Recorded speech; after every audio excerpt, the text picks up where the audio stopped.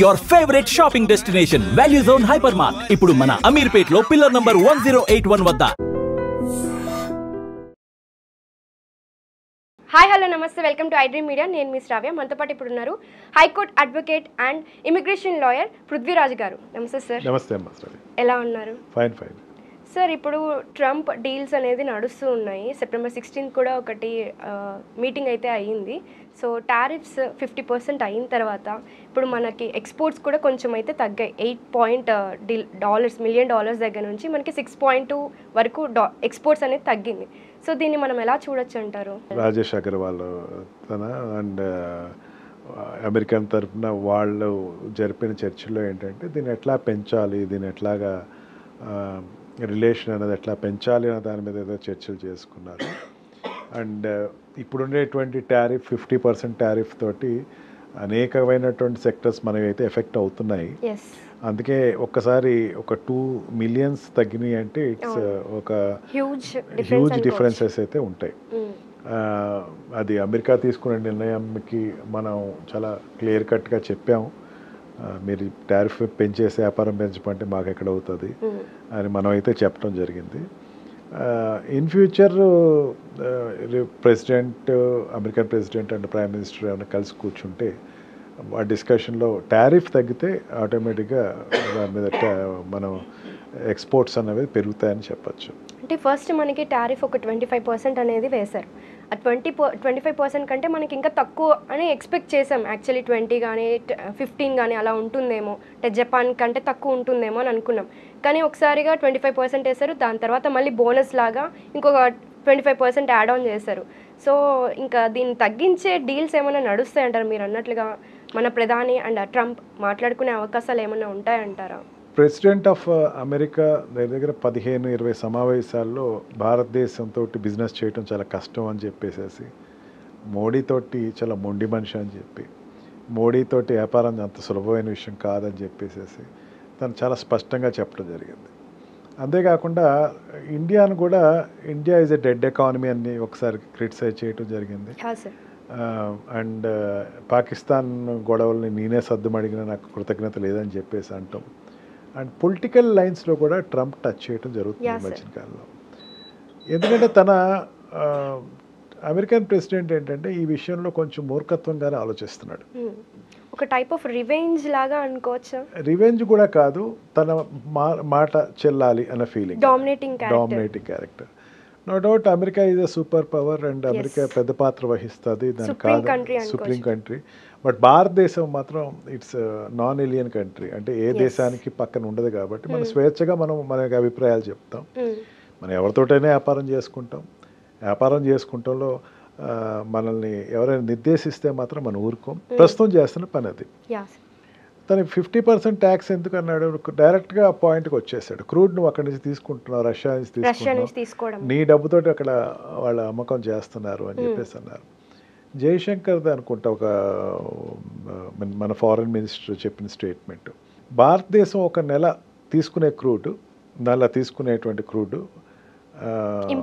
Imports European countries ఒక రోజులో ఖర్చు పెడతాయట. అంటే మనం ఒక నెల తీసుకునేటువంటి ఆయిల్ ఒక రోజులో అవి తీసుకుంటాయట. అంత హ్యూజ్గా తీసుకున్నాయి యూరోపియన్ కంట్రీస్. యూరోపియన్ కంట్రీస్ని ఏమంటలేదు తన, భారతదేశాన్ని అంటున్నాడు. బట్ అంటే యూరోపియన్ కంట్రీస్ని కూడా అంటే యాంటీగా చెప్తున్నారు కదా మనకి, అంటే సపోర్ట్ చేయొద్దు అని చెప్పి యూరోపియన్ కంట్రీస్ని కూడా పోక్ చేస్తున్నాడు కదా. పోక్ చేస్తున్న వాళ్ళు ఆయిల్ తీసుకుంటే మానలేదే. అవును, కానీ వాళ్ళని ఏమనట్లేదు. వాళ్ళు ఏమంటే దీంట్లో కొన్ని what you call mines America కూడా తీసుకుంటుంది. రష్యా నుంచి కొన్ని మైన్స్ అమెరికా కూడా తీసుకుంటుంది. మిథైల్ లాంటిది అమెరికా కూడా తీసుకుంటుంది. భారతదేశం తీసుకుంటే తప్పు. అంటే మెయిన్ దీంట్లో ఒక సీక్రెట్ ఉందమ్మా. అంటే భయపడుతుంది అనుకోవచ్చా? క్రూడ్ మనం తీసుకుంటాం, క్రూడ్ తీసుకుని మనం ఎక్కువ లాభపడతాం. అంటే మనం క్రూడ్ తీసుకుని దాన్ని పెట్రోలియం ప్రొడక్ట్స్లో కన్వర్ట్ చేసి మనం అమ్ముతాం. మన దాంట్లో ఏంటంటే గవర్నమెంట్ ఓఎన్జీసీ కానీ ఇవన్నీ తీసుకునేది తక్కువ. ఈ క్రూడ్ తీసుకుని ఆయిల్స్ పంపించేటప్పుడు ఏంటంటే మనం $40 తీసుకుంటున్నా $47 వరకు మనకి అయ్యే ఖర్చులు అవుతాయి వాట్ వి కాల్ ఇంపోర్ట్లో కానీ షిప్మెంట్కి. మనం అమ్మేటప్పుడు దాన్ని 65 to 70 అమ్ముకుంటారు. మెయిన్ పెద్ద పెద్ద కంపెనీలు అమ్ముకుంటాయి, అంటే ప్రైవేట్ యాజమాన్యాలే అమ్ముకుంటాయి, లైక్ అంబానీ కానీ అదానీ కానీ వీళ్ళే అమ్ముకుంటూ ఉంటారు. వాళ్ళకి లాభాలు అయితే they will pay to India. And ONGC సెక్టర్స్లో కూడా వాళ్ళు గెయిల్ కానీ ఓఎన్జీసీ కూడా వాళ్ళు చేస్తూ ఉంటారు తక్కువ శాతం. బట్ ఎక్కువ భారతదేశం ఈ మధ్యన తక్కువ కొనుక్కుంటుంది, అంత తక్కువ బ్యారెల్ తక్కువ రేట్ ఇండియా కొనుక్కుని ఎక్స్పోర్ట్ చేస్తుంది. ఎక్స్పోర్ట్ చేస్తూ ఉంటే ఈ ఆయిల్స్ యూరోప్ ఎక్కువ కొనుక్కుంటుంది, సేమ్ ఆయిల్ అమెరికా కూడా చేస్తుంది, రేట్ ఎక్కువ ఖర్చు అవుతుంది, దానికి అది నచ్చట్ల, భారతదేశం లాభపడుతుంది ఒకటి. రెండోది ఏంటంటే యూరోప్ నుంచి ఇండియన్ అగ్రికల్చర్ మార్కెట్ మాకు ఓపెన్ చేయండి అని అడుగుతుంది. అక్కడ రైతుల దగ్గర నుంచి అతను రెవల్యూషన్ వచ్చింది, బైడెన్ గవర్నమెంట్లో అదే రెవల్యూషన్ వచ్చింది, గవర్నమెంట్ పడిపోయింది. మళ్ళీ ఇతని గవర్నమెంట్లో కూడా ఫార్మర్స్ నుంచి ఎక్కువ వ్యతిరేకత వచ్చింది. వ్యతిరేకత రావడానికి కారణం ఏంటంటే మన ఇండియన్ వాళ్ళు సబ్సిడీస్ ఇస్తారు, అంటే power subsidy and water subsidy. Water is free, power is free. మనకి ఫెర్టిలైజర్స్ అవుతూ ఉంటాయి, ఫెర్టిలైజర్స్ అండ్ పెస్టిసైడ్స్కి మాత్రమే ఖర్చు అవుతుంది. మిగతాదంతా కూడా అగ్రికల్చర్ ఫార్మర్కి పెట్టుబడిగా చెప్పాలంటే పెద్దంత పెట్టుబడి ఉండదు, దాన్ని ఒట్టి మార్కెట్లోకి తీసుకొచ్చుకుంటాడు. దీనిని యుఎస్ కొనుక్కుంటుంది. ఎంత కొనుక్కుంటుంది? ఎక్కువ ట్యాక్స్ తోటి కొనుక్కుంటున్నాం మేము భారతదేశం నుంచి వచ్చేటువంటి. ఏమొస్తాయమ్మా భారతదేశం నుంచి అక్కడికి వెళ్ళేవి ఉంటాయి, టెక్స్టైల్స్, ఎక్కువ ఇవే అగ్రికల్చర్ ప్రొడక్ట్. రైస్ వెళ్తుందమ్మా, పాకిస్తాన్ అండ్ ఇండియా నుంచి వెళ్తుంది. పాకిస్తాన్ రైస్ తక్కువ, ఇండియన్ రైస్ ఎక్కువ. అక్కడ తినేవాళ్ళు ఎవరు? ఇండియన్సే. అమెరికన్స్ ఎవరు ఇండియన్ రైస్ తినరు. వాడు ఏమంటారు, ఇక్కడ రైస్కు ఇంపోర్ట్ అవుతుంది, అక్కడ ఇంపోర్ట్ అయినా ఫీడెడ్ బై ఇండియన్స్ అండ్ యూరోపియన్స్, ఇలా ఏషియన్స్. అండ్ అక్కడ ఒకప్పుడు 1965, 69, 70లో ఏమయ్యేదంటే అప్పుడుండే జనరేషన్ తెలుస్తుంది, మిల్క్ దొరికేది కాదు మనకి. తర్వాత వైట్ రెవల్యూషన్ అని తీసుకొచ్చాం మనం, మిల్క్ ప్రొడక్ట్స్ మిల్క్ మనం చేసాం. ఎంతైనా సరే ఏంటంటే మిల్క్ మనం లైన్లో ఉండి మనం కొనుక్కునే రోజులు ఉండేది. పాల డబ్బాలు అయితే మరీ దారుణంగా అవన్నీ అమెరికా నుంచి ఇంపోర్ట్ అయ్యాయి. అది మళ్ళీ తీసుకురావాలని ప్రయత్నం చేస్తుంది, మళ్ళీ వాళ్ళ మీద డిపెండ్ అవ్వాలి, మనం కొనుక్కోండి అంటుంది. తర్వాత అమూల్ రావటం, రెవల్యూషనరీ చేంజ్ రావటం, అమూల్ ప్రొడక్ట్స్ అమ్మటం, మనకు అవసరం లేదు కానీ అవి మాకు కావాలి, మాకు ఇవ్వండి అని అడుగుతుంది. మీరు దాని మీద సబ్సిడీస్ ఇస్తున్నారు కదా, అందుకే రిస్ట్రిక్ట్ చేయండి ఇండియన్ ఫార్మర్స్ మీద. 60% ఇండియన్ ఫార్మింగ్ సెక్టర్స్ మీద ఆధారపడి ఉంటుంది మనకి. ఇక్కడ చిన్న ఎగ్జాంపుల్ చెప్తున్నానమ్మా, మనకి ఆవు బక్కదైనా సరే, ఆవు పెద్ద పోషకాలు లేకపోయినా సరే, ఆవు ఇచ్చేటువంటి 2 లీటర్లు 3 లీటర్ల తోటి మనం సంతృప్తి చెందుతాం, అంతే కదమ్మా. ఆవుకి పెట్టేటువంటి దాణా ఏదైతే ఉందో దానిలో మనం నాన్ వెజ్ పెడతామా? లేదు సార్. కానీ అమెరికన్స్ ఏం చేస్తారంటే ఆవుకి పెట్టేటువంటి దానాలో బీఫ్ పెడతారు. ఆ బీఫ్ తోటి వచ్చేటువంటి మిల్క్ మనం కొనమంటే అసలు ఆలోచించండి ఎంత ఇది. ఈ వాడుతూ ఉంటాం, బట్ వాళ్ళకి అదంతా అవసరం లేదు కదా. Milk is milk. మాకు వచ్చేది 15 లీటర్లు 20 లీటర్లు వచ్చేస్తున్నాయి, మీ ఆవుకి ఎంత వస్తాయి? 2 లీటర్లు 3 లీటర్లు. అంటే they will compare with buffalo only, cow only, not with buffalo. Buffalo feeding కూడా మనం ఏం చేస్తామంటే ఈ అగ్రి బేస్డ్ అనేది తీసుకుంటాం, గడ్డితోటి కానీ దాణాతోటి కానీ చేస్తాం. కానీ వాళ్ళు ఏం చేస్తారంటే ఈ బీఫ్ తోటి నాన్ వెజ్ కూడా పెడతారు. ఇక అక్కడి నుంచి వచ్చే ప్రొడక్ట్స్కి ఏంటంటే మనం ఒక రెడ్ మార్క్ పెట్టాలన్నమాట, this milk is containing the animal foods also అని చెప్పేసి పెట్టాలి. గమ్మని ఇష్టపడరు, దీనికి మనం వ్యతిరేకిస్తున్నాం, ఆ ప్రొడక్ట్స్ మనం వ్యతిరేకిస్తున్నాం. ఇది అసలైనటువంటి ఇండియా అమెరికాలో ఉండేటువంటి ఒక కోల్డ్ వార్ అనుకోవచ్చు. ఎస్, ఇది నాకు ఇండియన్ మార్కెట్ ఓపెన్ చేయండి, మాకు అగ్రికల్చర్ మార్కెట్ ఇవ్వండి. పెద్ద మార్కెట్ అది, ప్రపంచంలోనే పెద్ద మార్కెట్ ఇండియన్ అగ్రికల్చర్ మార్కెట్, అది మాకు కావాలి. మళ్ళీ ఇంకొక షార్టేజ్ తీసుకునే పరిస్థితి భారతదేశంలో లేదు. అందుకే prime minister is very stubborn, మాకు అక్కర్లేదు, మీరు ఏం చేసుకుంటా చేసుకుని, వ్యాపారం అక్కర్లేదు, యూరోప్కి అమ్ముకుంటాం, లేకపోతే ఏషియన్ కంట్రీస్కి అమ్ముకుంటాం, వేరే కంట్రీస్కి చేసుకుంటాం. అది వేరే కంట్రీస్కి వెళ్ళటం అన్నది తిని ఎక్స్పెక్ట్ చేయని విషయం. మళ్ళీ డిపెండ్ అవుతారు మన మీద, దిగొస్తారు.